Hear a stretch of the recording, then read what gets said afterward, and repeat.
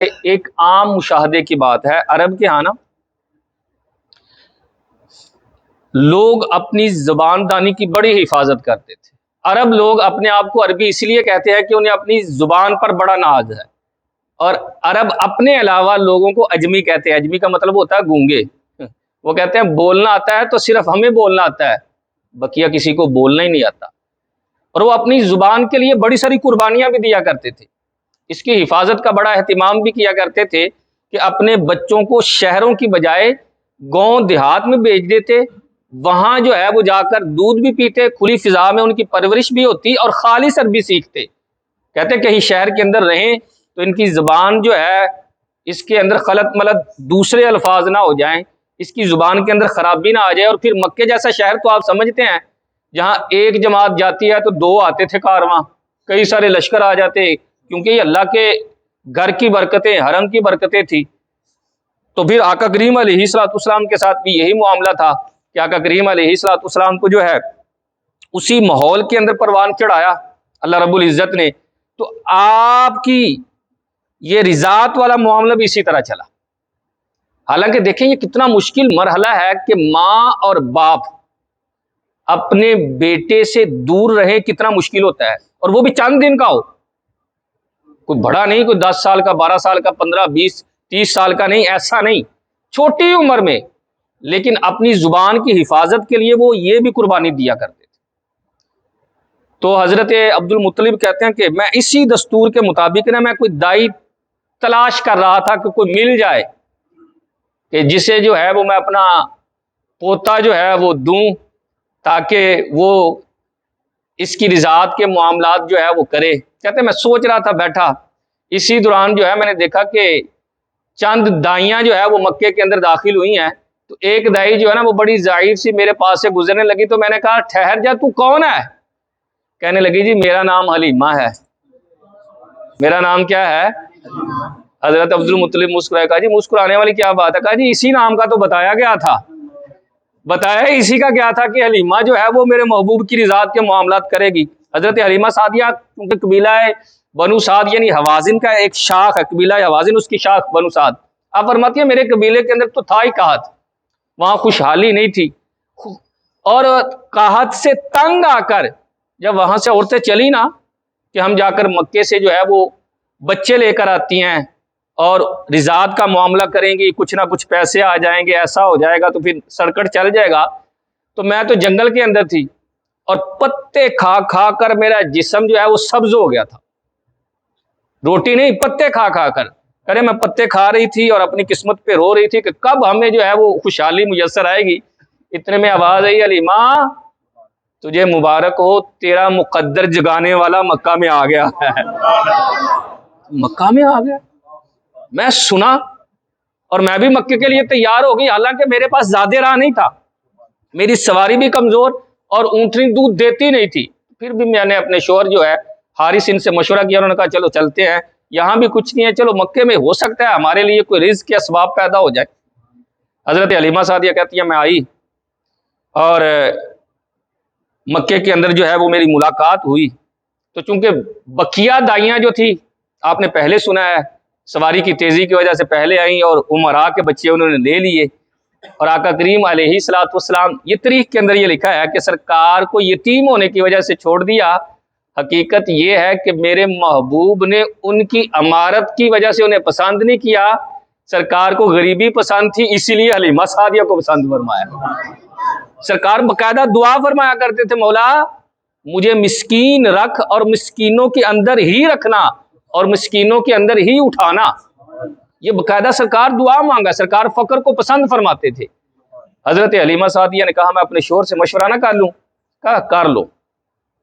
مشورہ اگر کیا تو انہوں نے کہا کہ حلیمہ خالی ہاتھ جانے سے بہتر نہیں ہے کہ ہم کسی کو لے کر جائیں؟ کہا ٹھیک ہے۔ پھر حضرت حلیمہ سعدیہ نہ آئیں حضرت عبد المطلب کے پاس، کہنے لگی ٹھیک ہے مشورہ ہوا ہے کہ میں لے کر جاؤں گی سرکار کو ساتھ۔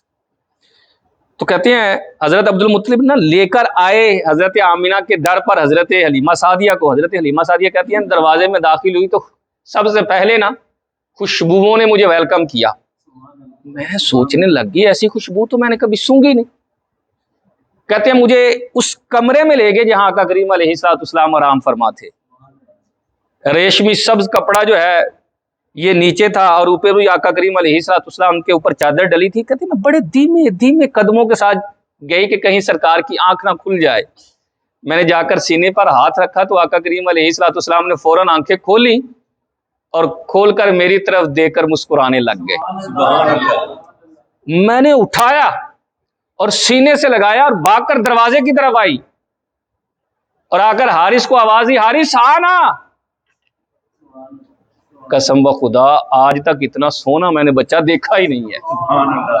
حضرت حارث بھاگ کر ہے، کہا حلیمہ واقعی یہ تو بڑا خوبصورت بچہ ہے، کمال ہے اس کا، ہر عضو جو ہے یہ قابل تعریف ہے. کیونکہ عرب کے لوگ حسن دیکھنے میں مہارت رکھتے تھے. کہا اس کا تو ہر عضو جو ہے یعنی نقش و نگار جو ہے یہ بھی بتا رہا ہے یہ کمال شخصیت کا مالک ہے اور اللہ نے اسے بڑا حسن عطا فرمایا. حلیمہ مجھے بھی قسم ہے میں نے بھی اتنا سونا بچہ کبھی بھی اپنی زندگی میں نہیں دیکھا. اتنے میں حریم سے آواز آئی، دیکھ بھی کیسے سکتے ہو، بنانے والے نے اس سے سونا بنایا ہی نہیں ہے. اللہ اکبر یا رسول اللہ.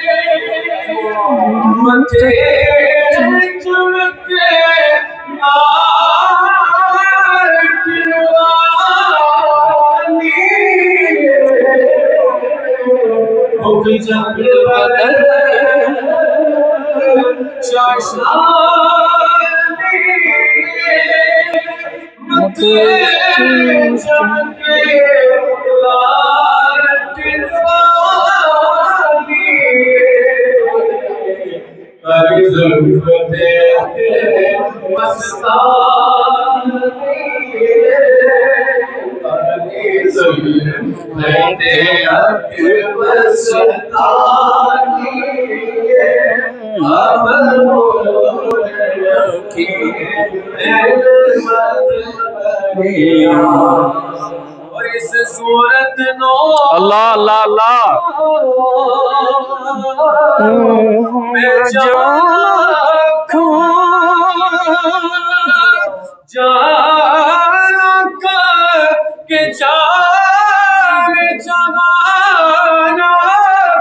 اللہ سبحان اللہ سبحان اللہ. اس صورت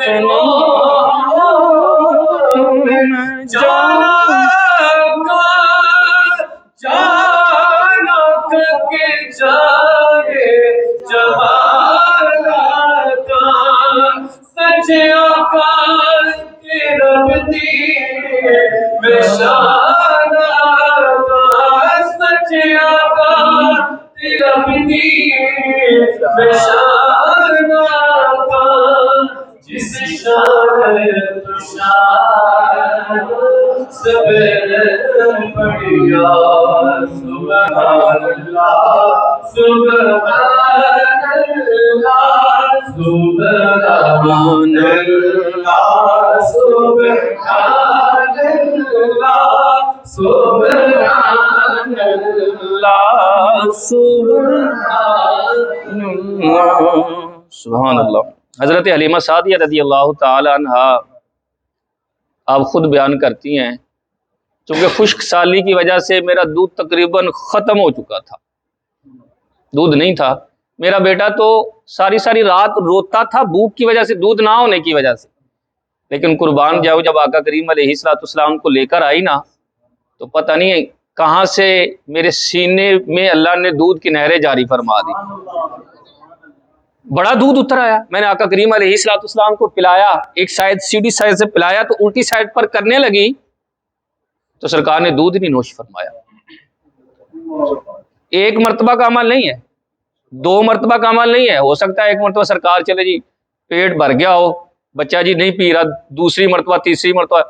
حضرت حلیمہ سعدیہ نہیں کہتی، فرماتی ہیں نہیں ایسا نہیں، قسم بخدا آپ سیدھی جانب سے دودھ پیتے تھے، الٹی جانب سے پیتے نہیں تھے. علماء لکھتے ہیں چونکہ الٹی جانب حضرت حلیمہ سعدیہ کے جو دوسرے بیٹے تھے وہ پیتے تو سرکار بچپن کے اندر ہی مدت رضاعت میں بھی کائنات عالم کے چونکہ حقوق کا خیال رکھنے کے لیے تشریف لائے تھے، درس دیا میں پہلے دن سے ہی لوگوں کا خیال رکھنے والا ہوں۔ ایسا نہیں ہے کہ میں معاذ اللہ جو ہے وہ لوگوں کے حقوق پر، بلکہ آپ کے شوہر ہیں حارث، اور یاد رکھیں حضرت حلیمہ سعدیہ بھی مشرف با اسلام ہے، اور حارث جو آپ کے شوہر ہے وہ سرکار صلی اللہ علیہ وسلم کے رضائی باپ ہوئے نا۔ حضرت حلیمہ سعدیہ رضائی ماں، سرکار صلی اللہ علیہ وسلم بڑا ان کا ادب فرمایا کرتے تھے، بڑا۔ کتنی ساری روایات میں حضرت اماں خدیجہ الکبریٰ رضی اللہ تعالیٰ عنہا بیان فرماتی ہیں کہ کتنی مرتبہ آپ ہمارے گھر تشریف لاتی تو آقا کریم علیہ الصلوۃ والسلام نا بڑے اہتمام کے ساتھ کھڑے ہوتے، چادر بچھاتے اور کہتے، ارشاد فرماتے، امی جی آپ یہاں آ کر بیٹھے نا میرے پاس۔ بھائی بڑی بات ہے، سرکار نے کبھی یہ نہیں فرمایا اما تو نے تو دودھ پلانے کی جو ہے اجرت لے لی، پیسے لے لی، اب کیا؟ پیسے تو لیے نا، اجرت لی، دیے، لیکن تاریخ اٹھا کر دیکھ لیں سرکار نے کبھی نہیں کہا، بلکہ جب بھی حضرت حلیمہ سعدیہ آتی سرکار صلی اللہ علیہ وسلم بڑے سارے تحائف دیتے، بلکہ ایک مرتبہ آ کر کہا کہ قبیلے میں کچھ خشک سالی آ گئی ہے، سرکار نے 40 بکریاں اور کچھ اونٹ جو ہے وہ سامان سے لدے ہوئے جو ہے آپ کو عطا فرمایا، اور آپ کی عمر تقریباً 100 سال سے زائد تھی۔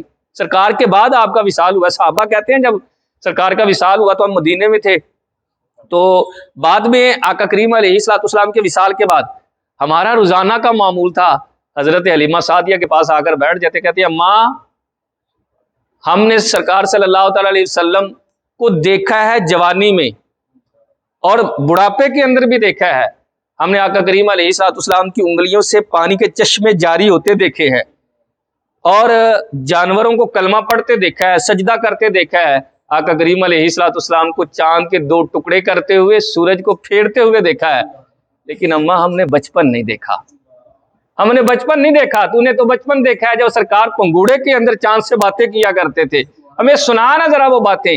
حضرت حلیمہ سعدیہ کہتی صحابہ میرے ارد گرد بیٹھ جاتے اور میں جب سرکار کی باتیں سناتی تو صحابہ کی آنکھیں اشکبار ہو جاتی اور سن کر سرکار کا ذکر ان کے دل جو ہے نور ایمان سے جگمگا اٹھتے تھے، یہ روزانہ کا معمول۔ اور حضرت حارث جو ہے نا یہ بھی ابتدان تو ویسے مسلمان نہیں تھے، ایک مرتبہ آپ فرماتے ہیں میں مکہ آیا تو مکے کے لوگوں نے نا بڑی شکایت کی، کہا تمہارا رضائی بیٹا جو ہے نا سنو یہ کیا کہتا ہے، یہ کہتا ہے کہ مرنے کے بعد اٹھنا ہے اور اللہ کی بارگاہ میں حاضر ہونا ہے، اور ہمارے الہوں کو بتوں کو برا کہتا ہے، ہمارے درمیان تو یہ جنگ کھڑی ہو گئی، جا کر سمجھاؤ۔ آپ نا بڑے غصے میں آگے کہا ایسے ہی کہتا ہے، کہاں آئے تو آقا کریم علیہ الصلوۃ والسلام کا ملنے کا ہی انداز اتنا پیارا تھا، سرکار کھڑے ہوئے، کھڑے ہو کر اپنی چادر بچھائی تو آپ سے ارشاد فرمایا آپ یہاں بیٹھے نا، کہتا آیا تو میں بڑا غصے میں تھا، لیکن سرکار کا محبت والا انداز دیکھ کر نا میرا سارا غصہ ہی جو ہے ختم ہو گیا۔ کہنے لگے کیا آپ یہ کہتے ہیں، ایسے ایسے یہ کہتے ہیں کہ مرنے کے بعد اٹھنا ہے اور ان بتوں کی برائیاں بیان کرتے ہیں؟ آپ نے فرمایا ہاں میں ایسے ہی کہتا ہوں، اور مر کر اللہ کی بارگاہ میں حاضر ہونا ہے۔ سنو آپ بھی، میں قیامت والے دن نا آپ کا ہاتھ پکڑ کر آپ کو یہ باتیں یاد دلاؤں گا جو آپ سے آج میں کر رہا ہوں، جنت بھی ہے جہنم بھی ہے، اللہ وحدہ لا شریک ہے۔ حضرت حارث نے کہا اچھا مجھے یاد دلائیں گے نا آپ؟ کہا کہا ٹھیک ہے پھر میں نا کلمہ پڑھ کر مسلمان ہو جاتا ہوں۔ مسلمان ہو گئے، باہر آئے، جنہوں نے غصہ دلایا تھا وہ تو اسی انتظار میں تھا اب کیا ہونے والا ہے پتہ نہیں کیا، باہر آئے تو کہا کیا بنا؟ کہا کچھ نہیں بنا، میرے بیٹے نے مجھ سے ارشاد فرمایا ہے کہ قیامت والے دن نا میں آپ کا ہاتھ پکڑ کر آپ کو یہ باتیں یاد دلاؤں گا۔ یار مجھے نا سن کر بڑا اچھا لگا، میرے ذہن کے اندر یہ خیال آیا، کاش یہ جملہ آپ کو مزہ دے، کہتے میرے ذہن کے اندر خیال آیا کہ جب قیامت کے دن میرا ہاتھ پکڑ کر مجھے یہ یاد دلائے گا نا تو جب ایک مرتبہ یہ ہاتھ پکڑ لے گا نا پھر چھوڑے گا نہیں جب تک مجھے جنت میں ساتھ نہیں لے کر جائے گا، یہ تو جنت میں مجھے ساتھ لے کر جائے گا، اسی لیے میں نے کلمہ پڑھ کر جو ہے وہ اسلام قبول کر لیا۔ حضرت حارث یہی آقا کریم علیہ الصلوۃ والسلام کے رضائی والد کرام، کہتے ہیں کہ جب آقا کریم علیہ الصلوۃ والسلام کو لے کر آئے، چونکہ دودھ تو آ گیا، اب بچے دونوں آرام سے لیٹ گئے، تو اب اپنے کھانے کی فکر ہوئی کہ کیا کھانا ہے کیا پینا ہے، تو حضرت حلیمہ سعدیہ کہتی ہیں کیونکہ اونٹنی ہماری بڑی کمزور تھی، تو حضرت حارث کہتے ہیں کہ میں اونٹنی کے پاس آیا تو دیکھ کر حیران اونٹنی کی ہڈیاں تھی، دودھ خشک تھا، لیکن آج کچھ فربا فربا بھی دکھائی دے رہی تھی، اور پھر اس کے تھنوں میں دودھ بھی وافر تھا۔ میں نے دونا شروع کیا، یعنی دودھ نکالنا شروع کیا۔ جب پوری طرح دودھ نکالا تو جتنے ہمارے پاس برتن تھے سارے کے سارے بھر گئے۔ آ کر یہ نہیں کہا بڑے کیا ہو گیا یہ کیا، آ کر بڑا کمال کا جملہ کہا، کہنے لگے حلیمہ مینوں لگدا ہے آ جڑا بچہ آیا نا ساریاں برکت آئے دیاں انہیں، نسمتم مبارکتن، یہ بڑی مبارک روح لے کر آئی ہو حلیمہ۔ حضرت حلیمہ ساری کہتے تمہیں لگتا ہے اور مجھے یقین ہے یہ ساری اسی برکت کی وجہ سے، اسی برکت یعنی سرکار کا نام ہی برکت، یہ اسی برکت کی وجہ سے برکتیں اللہ نے ہمیں جو ہے وہ عطا فرمائی ہے یار۔